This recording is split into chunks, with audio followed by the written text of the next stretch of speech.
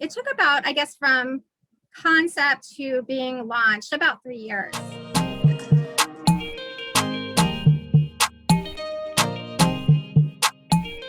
Hi, and welcome to the Handy Women YouTube channel. I am Geraldine Anello, your host, and I am also the founder of the Handy Women community, which you can find if you're not part of it. Click the link below. Join us on Facebook. We're 50,000 members strong and growing fast. It's awesome in there. And in the channel, we're here to inspire and empower women with tools. So welcome. So happy you're here. To help us today is a very special guest, Emily Soloby. Soloby. I didn't ask. Soloby. Emily Soloby from Juno Jones boot safety company, and also from her own trucking business, and the owner of the Hazard Girls for women in non-traditional fields. How are you doing, Emily? I'm great, Geraldine. It's so good to see you again. Yeah, it's so I'm so happy to have you here, because a couple of weeks ago it was you having me on your awesome podcast. By the way, if you're watching this, go check out the Hazard Girls podcast because it's super awesome. I'm so excited to have you. So I was looking into your background, and you come from a background with Bachelor of Arts in Women's Studies and then a law degree where you helped and advocated for women, which is amazing. You know, that strong feminist background I think we all have when we're doing handiwork as women. I think that's a strong sense of the mission. I know it is for me as well. So how did you go from being a lawyer to owning your own truck company? Yeah. Well, I mean, it sounds a little like a leap, but it's not. I mean, I started out doing domestic violence, advocacy for victims of domestic violence. And that's really how I started out in undergraduate, went to law school, and continued doing a lot of that same work in my work as a lawyer, as an attorney. I worked for legal services. So I was doing advocacy for women in family law and other areas. So, you know, my main purpose was always, I wanted to help women, and I wanted to do that in some way. But I don't think I was really cut out to be a lawyer. I don't really like confrontation. I'm more creative. So I lasted a few years doing that. And even though it was satisfying work, I was looking for something different. And I've always been entrepreneurial. My husband and I got an opportunity to take over a family business in the trucking industry. So it was a family business.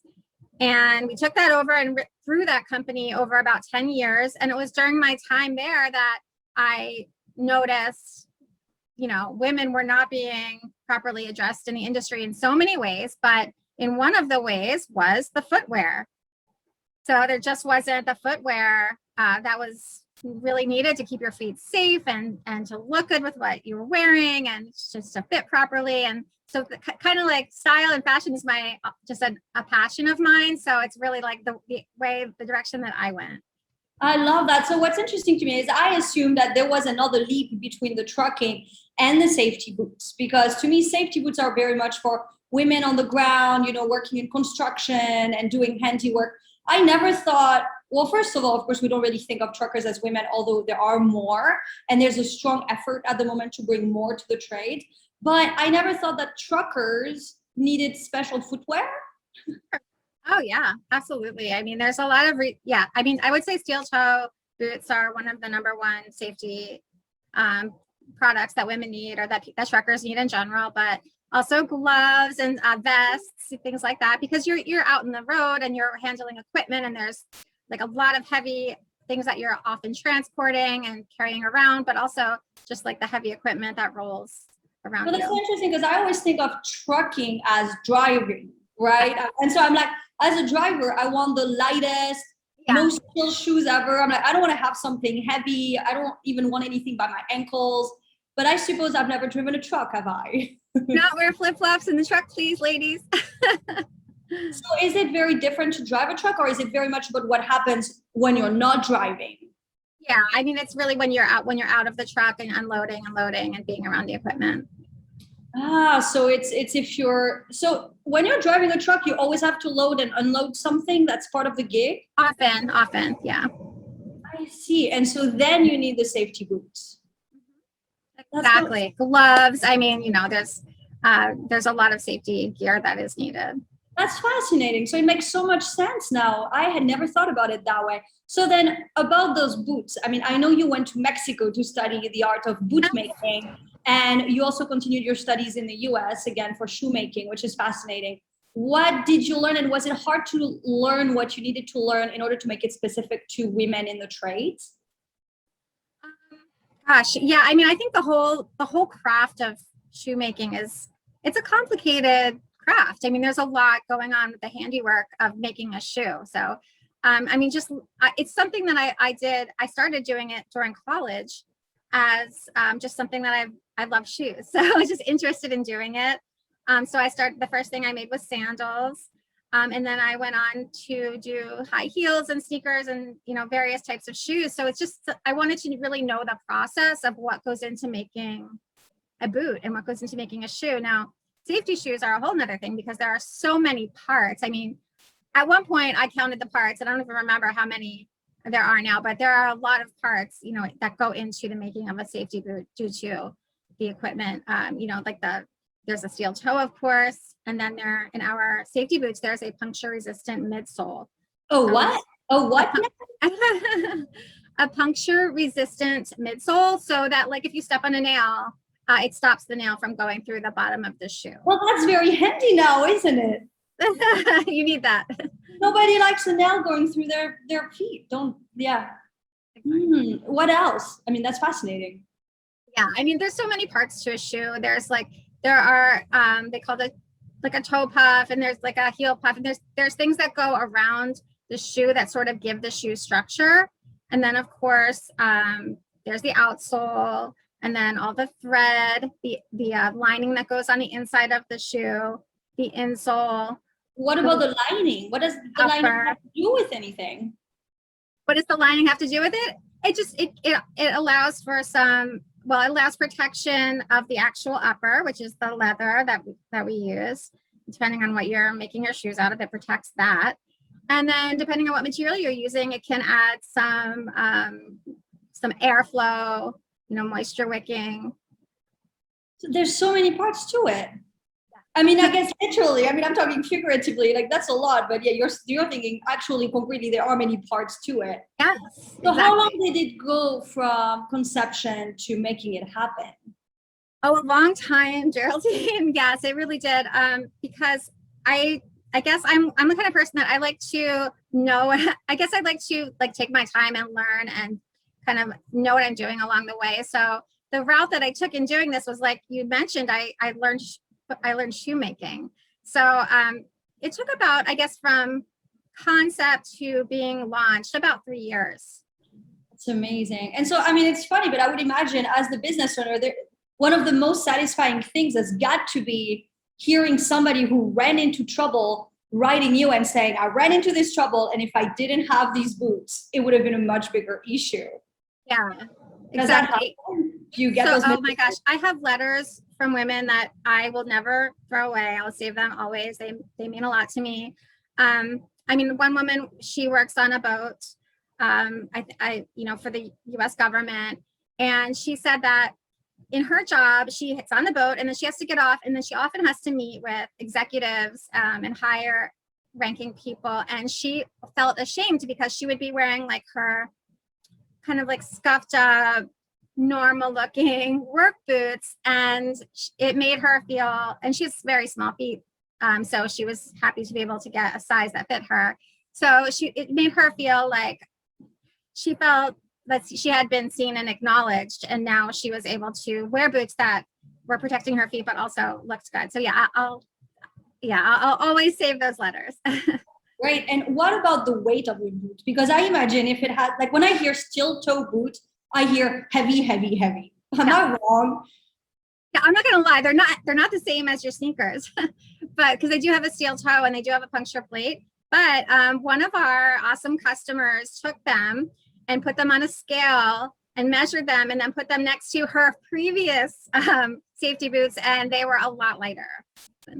So they are heavy, but they're less heavy than competitors. Got it. Got it. Whatever she was using before, I don't know. So do you find your women truckers, do they actually wear the boots while they drive, or they just put it on before they head out? They do. They do wear them, yeah, and they're comfortable to wear all day. They're very are there actual dangers to driving a truck without the proper boot? I mean, you should have your feet covered when you're driving. You should have your feet covered completely. Flip flops are a no, like we said. But I have heard, especially in this heat, people want to do it. So definitely, I would discourage that. But as far as keeping your feet steel toe, that's for mostly when you get out of the truck.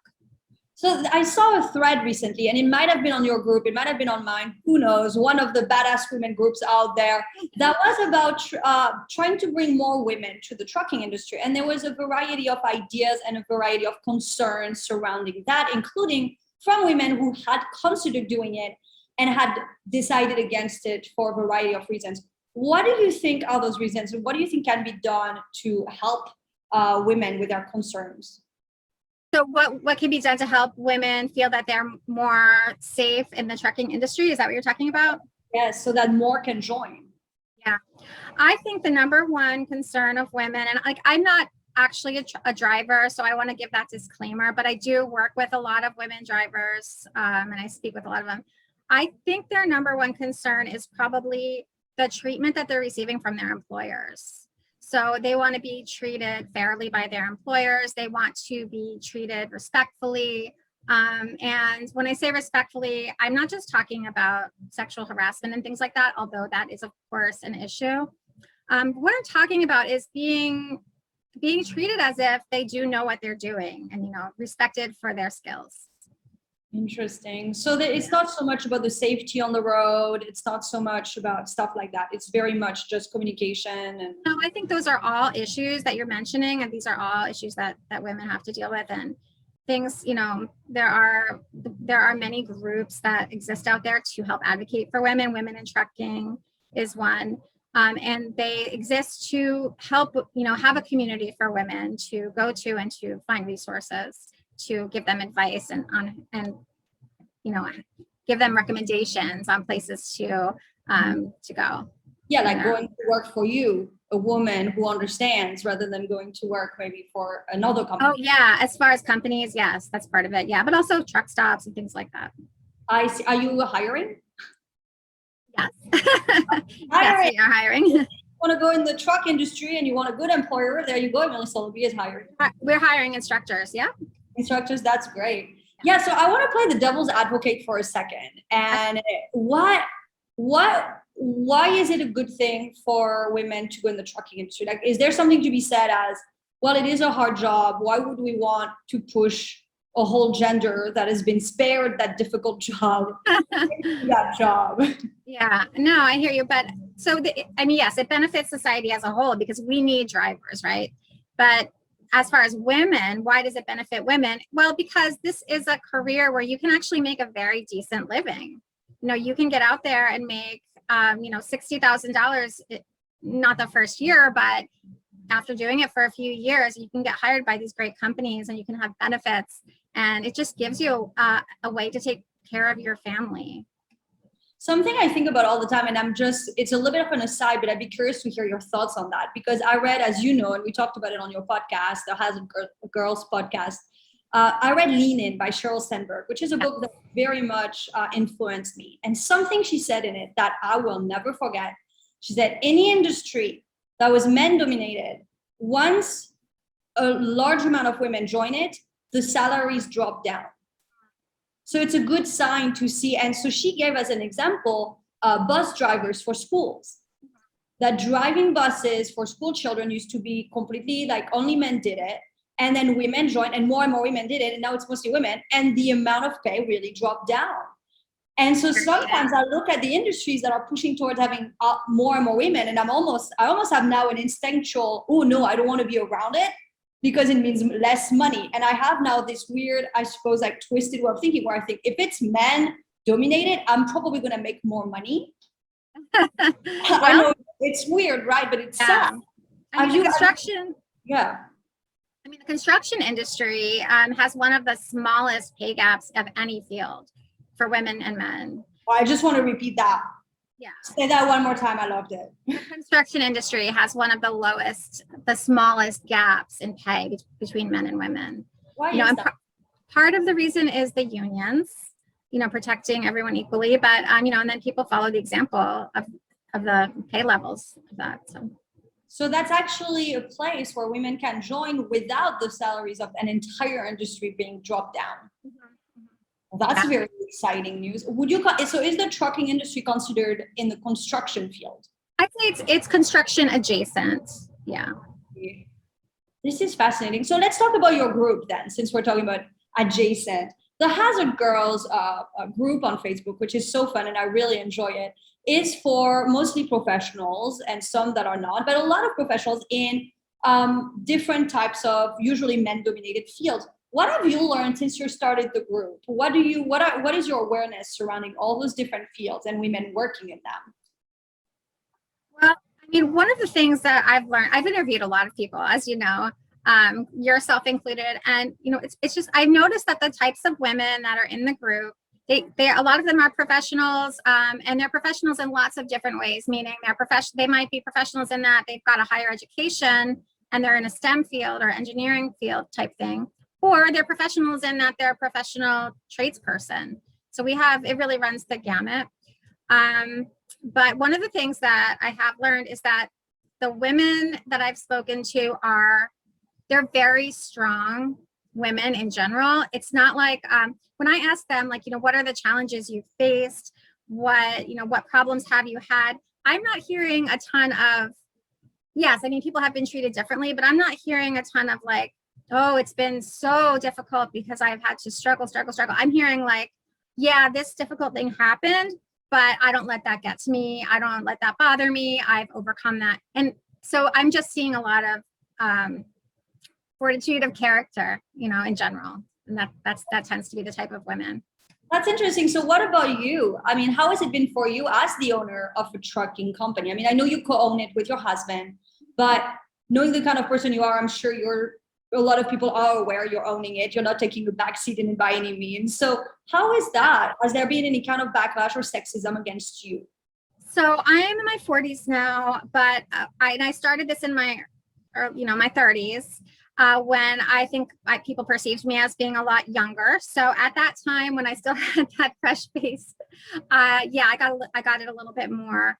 But I don't really get it as much now. Although I do occasionally get the assumption that I'm working in the front office or secretary, that type of thing. But one of the reasons my husband told me one of the reasons he married me is because he loved that I always stand up for myself and I always speak out and I don't take any slack. So that's so interesting. And so what are you noticing in all the women in your groups again and the ones you've talked to? What are some fields that are starting to like come out and there's more and more women in them? What are some that are still struggling and trying to get more women? Are you finding anything like that? Well, I mean, I think the trucking industry is one of the number one areas that's looking for more women, but all of the trades. And that's why you see so many groups popping up of women, women in construction type groups, whether they be large organizations or small local organizations that are existing to bring women in, encourage them, and then place them on a path through apprenticeships and trainings and even like coaching, like lifestyle coaching to get them onto this journey of being able to get into the field and make a good career for themselves.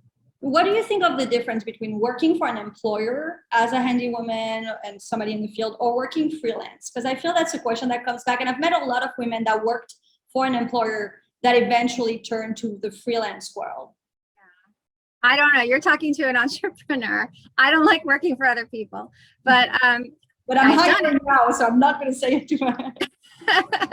I've done it. I've worked for other people before, and it's it's hard. I like working for myself, but I think it just depends on your personality. Some people really enjoy that that 9 to 5, knowing they go to work for or whatever the hours are, 7 to 3, knowing they go to work for certain hours and they have a job to do and they have specific instructions, and that some people really get a lot of satisfaction about being able to fulfill their job obligations in that time period. And then like if you're freelance or owning your own business, as you know, like you're really not taking a break. Like you're working all the time and you're not working for anyone else, but it doesn't really stop. So it just depends on your personality.